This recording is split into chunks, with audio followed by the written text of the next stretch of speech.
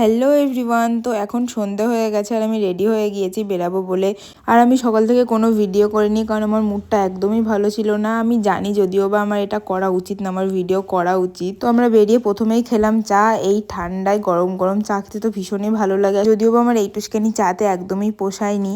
আর আমরা বেরাবো আর আমি বাইক চালাবো না এমন তো হতেই পারে না। তো আমি এখানে আমার রাইডিং স্কিলসটা দেখাচ্ছিলাম যে আমি কত ভালো বাইক চালাই। আমার তো বাইক চালাতে ভীষণ ভালো লাগে, ওই জন্য আমি যখনই সুযোগ পাই তখনই বাইক চালাই।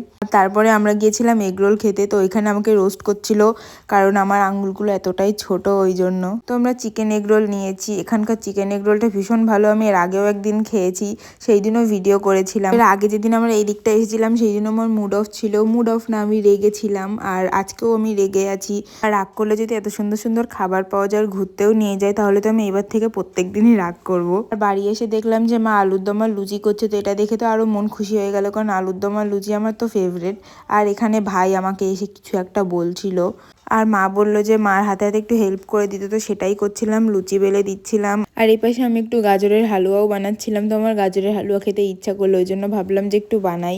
তো লুচি বেলে দেওয়ার পরে আর ভেজে দেওয়ার পরে আমি গাজরের হালুয়া নিয়ে উপরে চলে এসেছি। আমি কম্বলের মধ্যে বসে গাজরের হালুয়া খাচ্ছি, আর তারপরে আমি লুচি আর আলুর দমকে ঘুমিয়ে পড়লাম।